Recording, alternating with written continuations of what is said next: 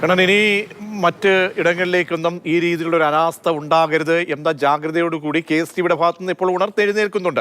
കാരണം സമാനമായ രീതിയിലുള്ള സ്കൂളുകൾക്കൊക്കെ തന്നെ ഈ സംഭവങ്ങൾ അല്ലെങ്കിൽ ഇങ്ങനെയുള്ള ലൈൻ അപകടാവസ്ഥയിലുണ്ടോ എന്നൊക്കെയുള്ള ഓഡിറ്റിംഗ്, സുരക്ഷാ ഓഡിറ്റിങ്ങിലേക്ക് പോവുകയാണ്. ഇപ്പോൾ നമുക്കറിയാം, ഒരു വീട്ടിലേക്ക് മാത്രമായിരുന്നല്ലോ അതുവഴി ഈ കണക്ഷൻ പോയിരുന്നത്. അപ്പോൾ ഇത് വലിയൊരു ഭാരിച്ച ജോലിയാണോ അതല്ല നിസ്സാരമായി തന്നെ നേരത്തെ ചെയ്യാൻ കഴിയുന്ന ഒരു കാര്യമായിരുന്നു അല്ലേ?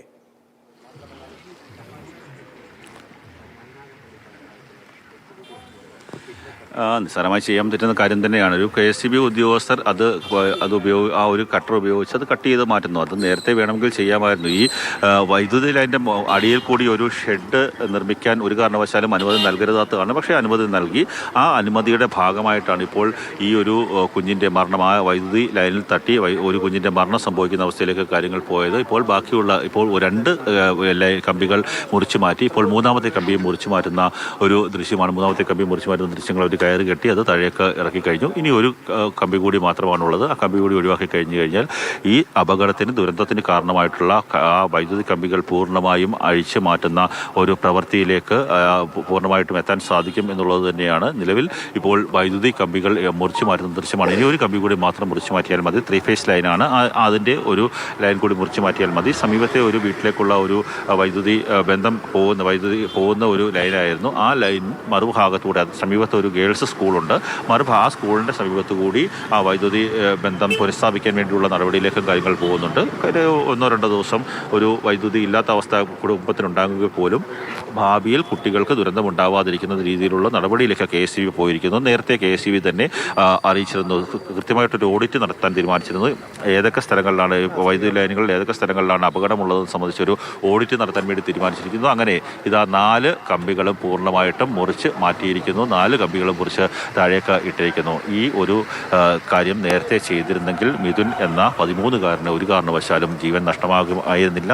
ഇപ്പോൾ കുഞ്ഞിൻ്റെ ജീവൻ നഷ്ടമായ ശേഷം ഇപ്പോൾ ആ വൈദ്യുതി കമ്പികൾ മുറിച്ചു മാറ്റിയിരിക്കുന്നു. നമുക്ക് ആ ദൃശ്യങ്ങളിൽ നിന്ന് കാണാൻ സാധിക്കും. 4 വൈദ്യുതി കമ്പികൾ പൂർണ്ണമായും മുറിച്ചു മാറ്റി ഇപ്പോൾ ആ ഷെഡിൻ്റെ മുകളിലേക്ക് വീണ് കിടക്കുന്നത് കാണാം.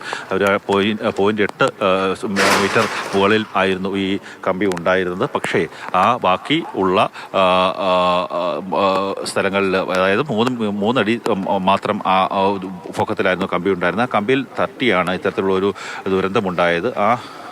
ദുരന്തത്തിൽ ആണ് ഇപ്പോൾ ആ കുഞ്ഞ് മരിച്ചത്. ആ സംഭവവുമായി ബന്ധപ്പെട്ട് KSTB അവരുടെ പ്രശ്നങ്ങൾ, അതായത് നമ്മൾ എടുത്തു പറയേണ്ട കാര്യം, ഈ വൈകി വരുന്ന വിവേകം എന്ന് നമ്മൾ എഴുതി കാണിക്കുന്നത് അത് വസ്തുതാപരമായ ഒരു കാര്യമായതുകൊണ്ടാണ്. കാരണം നേരത്തെ ഇക്കാര്യം ചെയ്തിരുന്നെങ്കിൽ ഒരു ജീവൻ അറ്റുപോകില്ലായിരുന്നു. ഇന്നിങ്ങനെ നാട് വിതുമ്പില്ലായിരുന്നു. അപ്പോൾ കുഞ്ഞിന് ഈ രീതിയിലൊരു അവസ്ഥ വെച്ചത് അത് വളരെ പ്രധാനപ്പെട്ടതാണ്. അപ്പോൾ ഈ മേലുദ്യോഗസ്ഥരെയും സെക്ഷൻ ഓഫീസർമാരുടെയൊക്കെ തന്നെ നേതൃത്വത്തിലാണോ ഈ നടപടികൾ ഇപ്പോൾ നടത്തുന്നത്? ഇനി അതിൻ്റെ ഇനിയുള്ള തുടർ നീക്കങ്ങൾ, നേരത്തെ പറഞ്ഞതുപോലെ തന്നെ ഒരു വീട്ടിലേക്കും വേണ്ടി മാത്രമുള്ള ഒരു വൈദ്യുതിയാണ്. അപ്പോൾ അവർക്ക് 2 ദിവസമൊക്കെ തന്നെ കറണ്ട് ഇല്ലാത്തൊരവസ്ഥയുണ്ടാകും. പിന്നീട് ഇങ്ങനെയാണ് ഇതിൻ്റെ മറ്റ് പരിഹാര മാർഗങ്ങൾ. ഇതുവഴിയായിരിക്കും അടുത്ത ലൈൻ വലിക്കുക, പോസ്റ്റ് ഇടുക, അങ്ങനെയൊക്കെയുള്ള കാര്യങ്ങൾ എന്താണ്?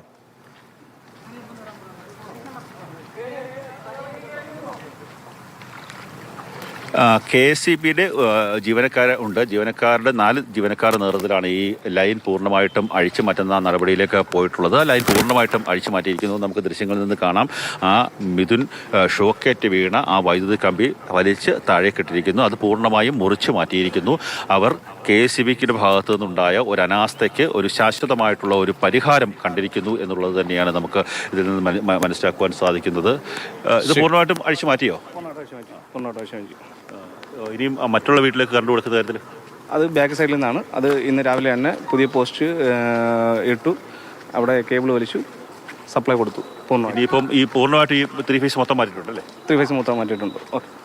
KSTB ജീവനക്കാരുടെ ഒരു കണ്ണൻ സൂചിപ്പിച്ചതുപോലെ തന്നെ അങ്ങനെ കാര്യങ്ങളൊക്കെ വേഗത വെക്കുകയാണ്. പക്ഷേ അതിനൊരു കുഞ്ഞിന്റെ ജീവൻ ബലി കൊടുക്കേണ്ടി വന്നു. ഒരു 13 വയസ്സുകാരന് രക്തസാക്ഷിയാകേണ്ടി വന്നു എന്നുള്ളതാണ് അങ്ങേയറ്റത്തെ ദൗർഭാഗ്യകരമായ കാര്യം.